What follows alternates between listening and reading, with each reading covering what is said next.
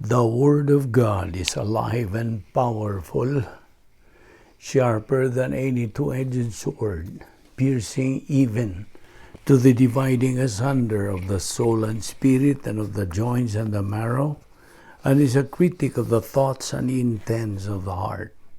All Scripture is God-breathed and is profitable for doctrine, for reproof, for correction, for instruction in righteousness, that the man of God might be mature, thoroughly equipped unto all good works.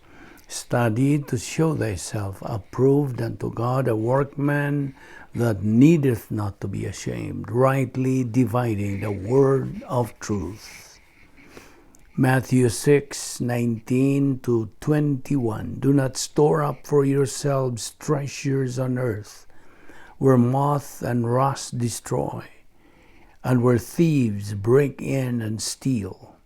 But store up for yourselves treasures in heaven, where neither moth nor rust destroys, and where thieves do not break in or steal. For where your treasure is, there your heart will be also. James 1:12. Blessed is the one who perseveres under trial, because, having stood to the test, that person will receive the crown of life that the Lord has promised to those who love Him. John 14:15. If you love me, you will obey my commandments. Verse 21. The person who has my commandments and obeys them is the one who loves me. The one who loves me will be loved by my Father, and I will love him and will reveal myself to him.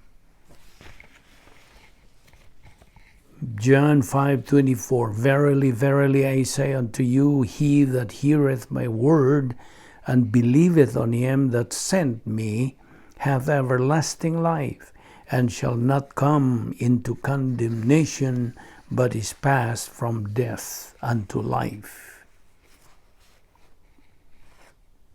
Matthew 24:6. And ye shall hear of wars and rumors of wars. See that ye be not troubled, for all these things must come to pass, but the end is not yet. Verse 7.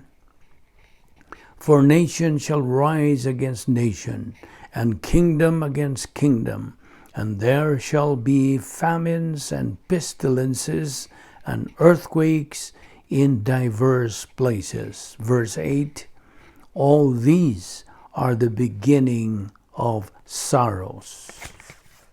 Before we start our Bible study nining adlaw, gikinahanglan ang atong pagsusi sa atong tagsatag sa kakalag, atong isugid ang mga salang nabuhat nato ning adlaw, otherwise kini mahimo lamang babag makabalda sa atong pagabuhatong pagtuon sa pulong sa Dios busa. Let us now go to 1 John 1:9 to use it nga nagaingon sa in English, if we confess our sins, God is faithful and just to forgive us our sins and to cleanse us from all unrighteousness. But for you, unbeliever, ikaw nga dili pa luwas, ang imong buhaton maong paggamit, yan ang imong kabubuton, your free will, so you can make the most important decision in your entire life, the decision to believe in the Lord Jesus Christ as your Lord and Savior. Acts 16:31 againgon, believe on the Lord Jesus Christ, and thou shalt be saved. Busa sa hilo magampo ta, agig pangandam sa atong kaugalingon. Let us pray.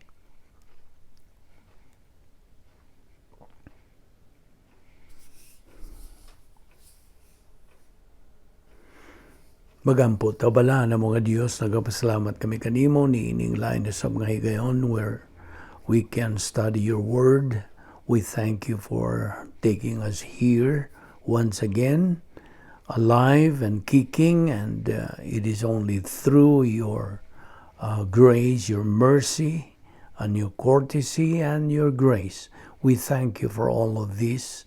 Uban ni kami, pinagis pagtudlo ka na mas bala ang Espiritu Santo, the only teacher of truth, aron kami makakaton pagdugang kamatuoran diya sa imong mga pulong. Kining tanan, among gipasalamatan sa ngalan ni Ginoong Hesukristo. Amen. May ngadlaw sa tanan nato mga subscribers, friends and relatives and neighbors, kadto mga bag-o pa nga misugod sa pagsuway sa pagpakiguban kanato ning atong ministry. Welcome kaninyong tanan, labi na sa atong mga igsoon diyan ni Kristo, our fellow believers. Here we are once again, and today we have a new lesson. It's on evangelism. Okay, una sa tanan, abrihing imong Biblia di sa Marcos Kapitulo 8, versikulo 31 ngatos 33. Mark chapter 8, verses 31 to 33. Og akong basahon kini sa Binisaya. Okay? Now, verse 31. Unya gisuginlan ni Jesus ang iyang mga tinun-an nga mag-antos pag-ayo ang anak sa tao o gisalikway siya sa mga pangulo sa mga Hudiyo, ingon man sa kadagkuan sa mga pari o sa mga magtutudlo sa balaod. Patyon siya apan sa ikatulo ka adlaw mabanhaw. Versikulo 32. Gisulti niya kini sa iyang mga tinun-an sa walay lipod-lipod. Tungod niini, gipalayo siya ni Pedro sa uban o gibadlong. 33. Apan miatubang si Jesus ug mitanaw sa iyang mga tinunan, unya gibadlong niya si Pedro. Pahawa Satanas ang imong unahuna, iya sa tao, dili sa Dios. Now, si Ginoong Hesukristo did not hide sa iyang mga tinunan nga musunod sila kaniya. Ang ilang pagsunod kaniya dili sayon. Naay paglutos, naay kamatayon. Now atong Ginoo called them for suffering. Naay pagantos, naay gubat, naay paglutos ug naay kamatayon. Kay kining kalibutan na musalikway man kaniya ni Ginoong Hesukristo. Kining kalibutan na nga gidominahan sa dautan ug sa sala. Musalikway man kaniya og kung musunod ka mo kaniya, kalagmitan mo sangpot sad mo og ilansang sa cross. But whosoever will save his life will lose it. Mao kanay gingon. Og si kinsa kadtong mawad-an siyang kinabuhi for my sake ug sa mayong balita sa kaluwasan, the same shall save it. Iyang maluwas, makalingkawas. Kay magunsa man ang tao nga iyang mapanagiya ang tibuok kalibutan apan mawagtang ang iyang kaugalingong kalag. For what shall a man give in exchange sa iyang kalag? Kinsa gani kadtong ikauwaw ako ug ang akong mga pulong niining mapanapawon, adulterous, makasala nga henerasyon of him also, nga ang anak sa tao mauwaw inigadto na niya sa himaya into glory sa iyang amahan sa mga balaan uban ang mga manulunda. Si Jesus mingon, ingon kabililhon sa tibuok kalibutan ang usa ka kalag. Just imagine, one soul is worth the whole world. Now, tingali maimo ang tibuok kalibutan o mumata na lang kag usa ka adlaw, usa ka buntag to find out that you have missed the most important thing sa tibuok mong kinabuhi. Ngano man nga labihan mas kabililhon ang atong kalang mangutana katingali. Do you know why? Labihan sa kabililhon. First, tungod kay kini mulungtad na hangtod sa kangturan. It is eternal. Ang atong lawas nindot kining pagkatukod. A beautiful structure. Apan butang lawas no ug yutan-on lamang kana. It's a matter. No paminaw. Bisag unsa pa kalig-on niini mamatay ra gayud kana siya. Ang Hebreano 9:27 unsa gisulti. It is appointed unto man once to die, and after this the judgment. Now, mamatay ka raman. You're going to die. Ang imong lawas adto ra kana ipahimutang sa lubnganan gawas kung gikao nag-iho o wa pa manginaot kung buhi ka pa inigbalik ni Kristo. Mao ra gyud na nga akong pangandoy ug mao ni akong buot nga mutan-aw kanimong buhi ka pa inigbalik ni Ginoong Jesucristo. You see, ang kamatayon God mao ni kinagrabihan og impersonal nga kaaway. You see, death is man's greatest impersonal enemy. Matud pa kana sa 1 Corinto 15:26. Kaya ang katapusang kaaway that shall be destroyed mo ang kamatayon. And then, ang kalag. Just as this body of ours na ay nagkananay mga membro nini, like, of course, atong mga kamot, atong mga tiil, atong uo, atong ilong, atong mga mata. So also the soul, ana siya ay nagkananay mga faculties and attributes. Una, ang iyang pagpanabot, wisdom and knowledge. Ang Biblia nagaingon, ang kahadlok ngadto sa Ginoo mao kini sinugdanan sa kaalam. The fear of the Lord is the beginning of wisdom. So ang kaalam lahi kini sa unsa? Kahibalo. Ang kahibalo is knowledge, apan ang kaalam mao ang wisdom.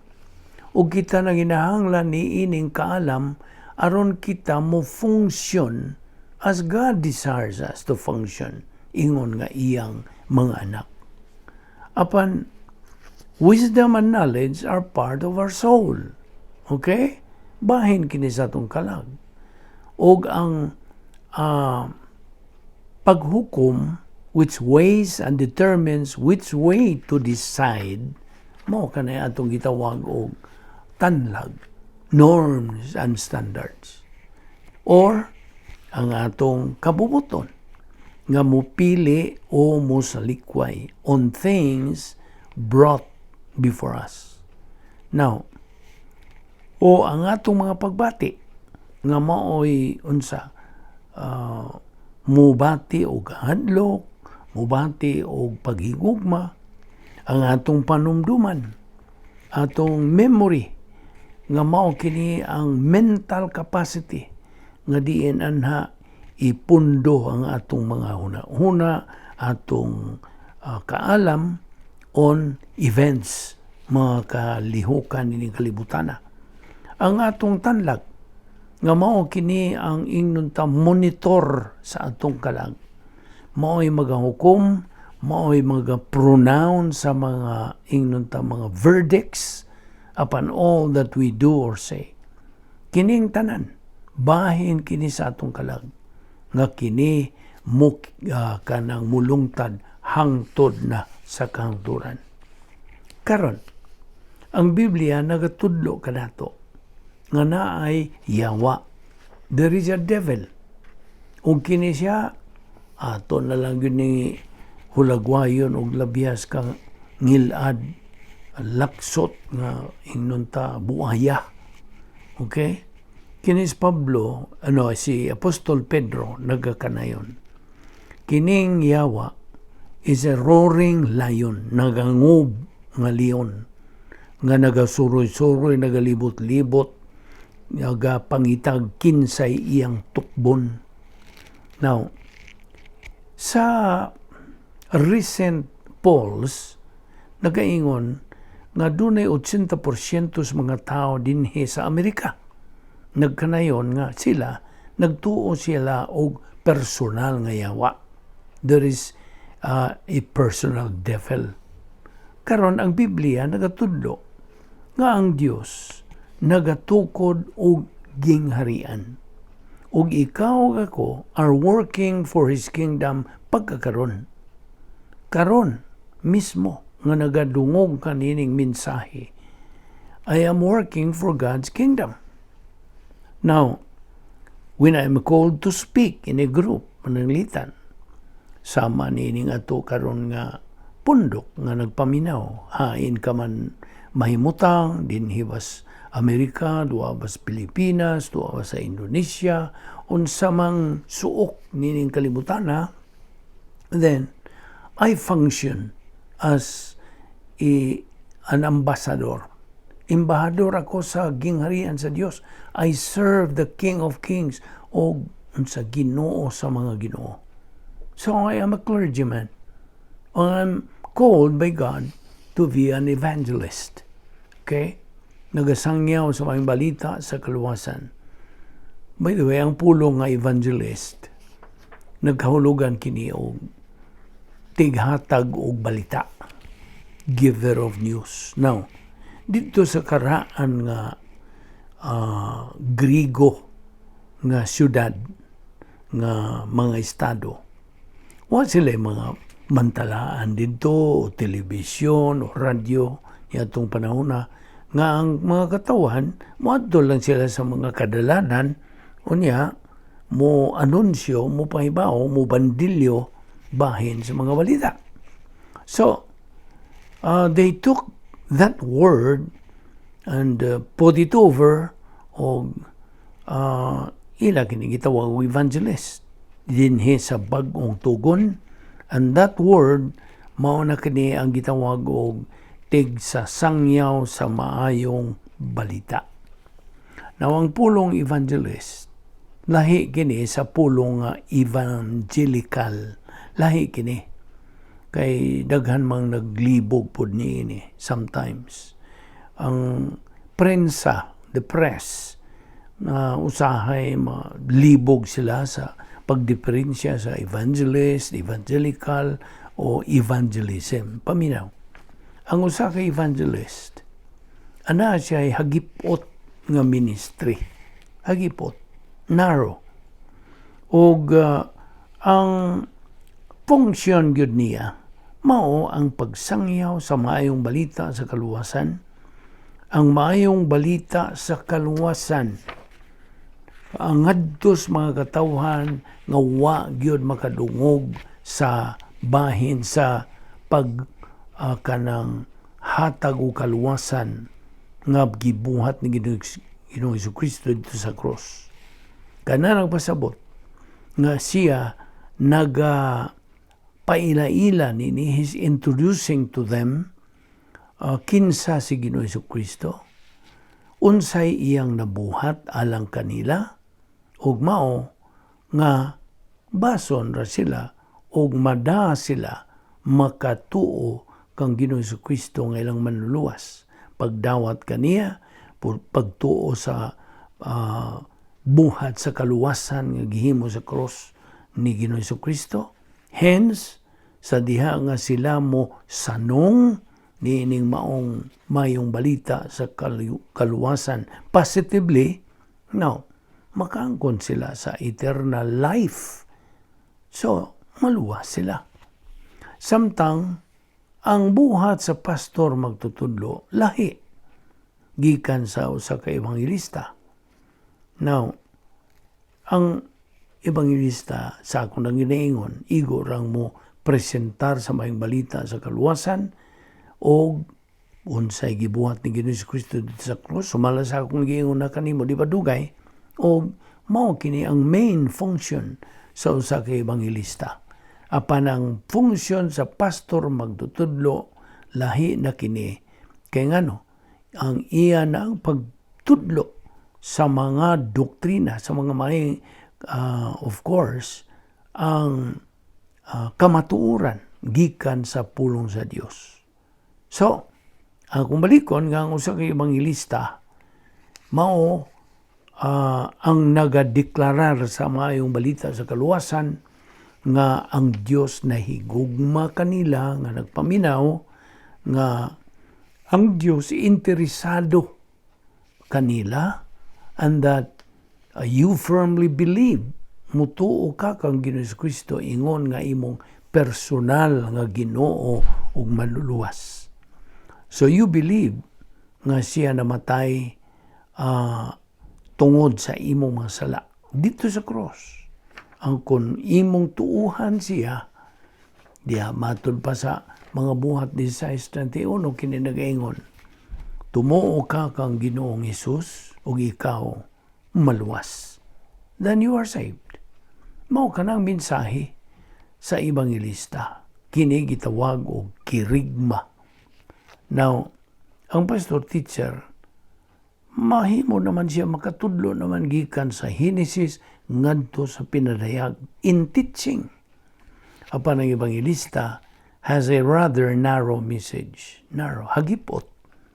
Ang iyang buluhaton mao ang inon pa sa English, to win people to a saving knowledge kang Ginoong Hesukristo, and then turn them over.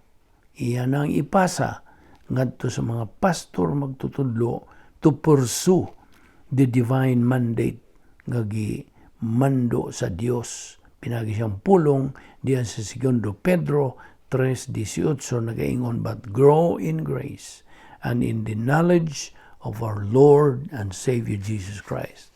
Hinoon, ang evangelista can also be a teacher and a trainer as well.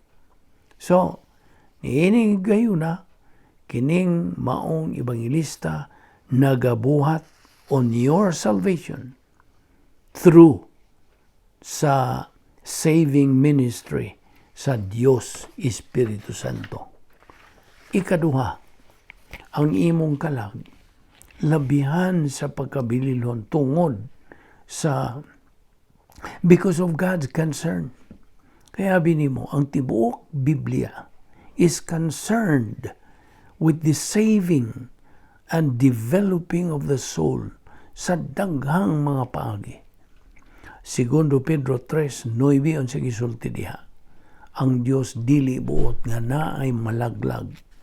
Naay malaglag nga dili siya buot nga naay bisag usa nga malaglag. Kundili nga ang tanan unta hinulsol. Will come to repentance. Now notice this. Dili buot sa Dios. It is not His will, not His desire that you should ever perish. Dili siya buot nga ikaw malaglag. Paminaw. God does not want you nga ikaw may salaag o malaglag. Buot siya nga ikaw maluwas. Buot siya nga mahilangit ka, human ka mamatay diya sa imong lawas. So much so nga He has delayed judgment to give you time. You see? Iyang unda pa kining paghukom aron hatagang kag-igong higayon.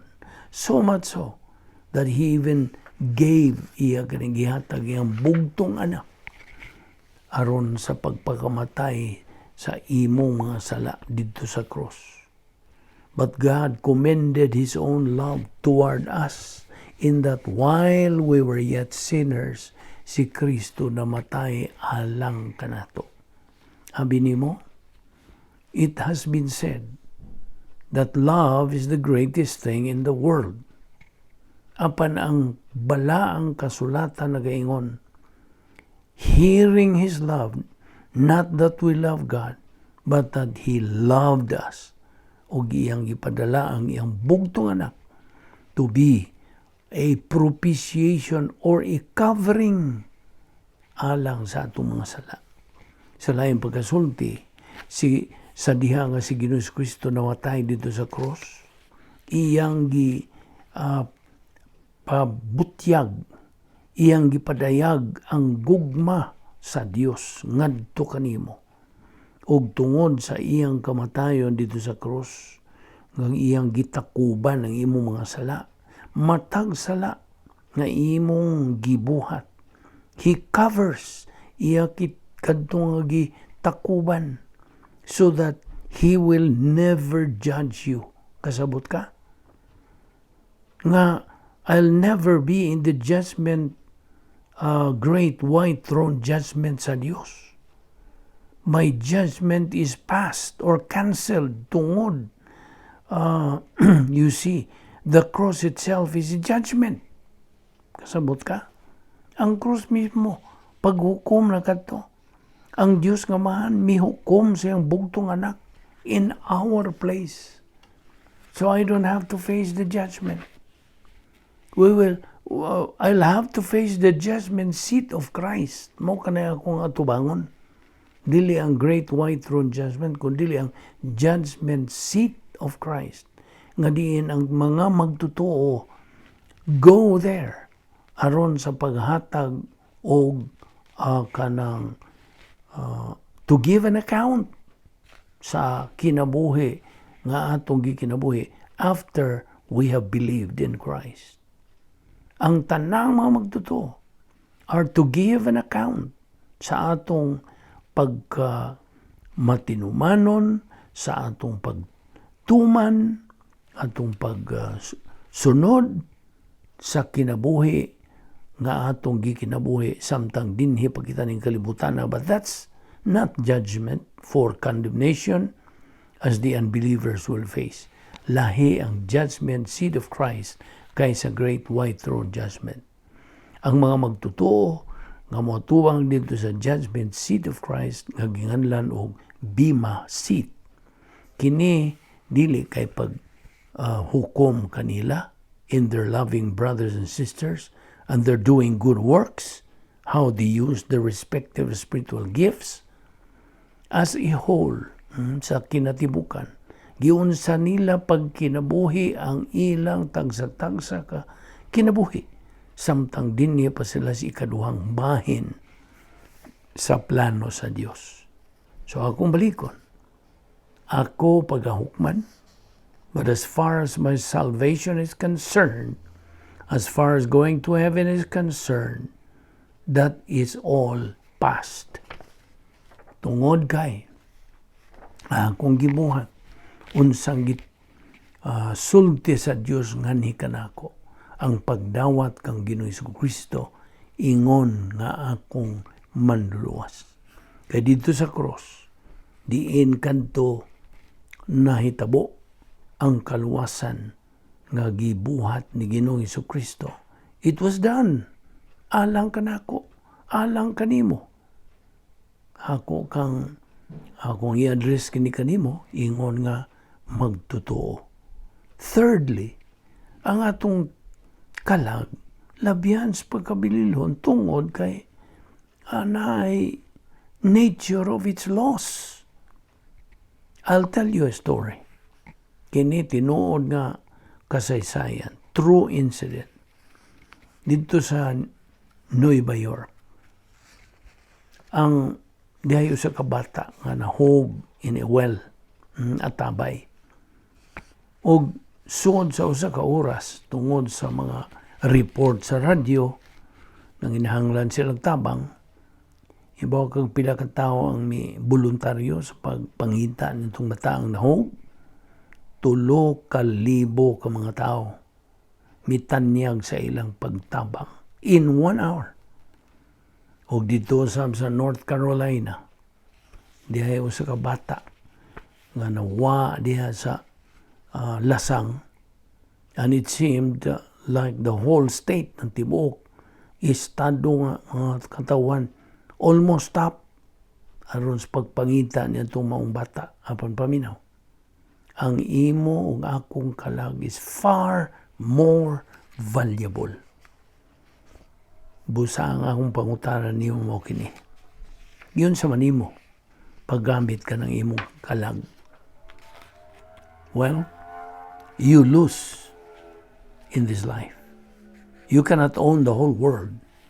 You can only maybe take a little portion of it, but you'll never be able to own it. Sa dihang si John D. Rockefeller Sr. namatay, pila na karon ka mga tuig ang nilabay, dito man gisuwat sa mga mantalaan, di ay usa ka tawo nangutana, how much did he live? Unsay tubag? He left it all. Tanan. Iyang ibili ng tanan. Kaya wa tayo madadinhi sa kalibutan. And yet, we spend our lives trying to pile it up. Even if you get it all, it does not bring happiness and peace and joy. Gusto? Dili. Di yun na makatabang in time of trouble. So, ang akong pangutana ni mo kini, are you prepared? Alang sa eternidad, andam ka ba? Unya, you lose in the life to come. Now, naarabay kanta nga nag-ingon, the only hell there is here and now. Tinuod ba ni? No. Dili ka na tinuod. Baka ka na. There's one to come. Ibaw ka unsa.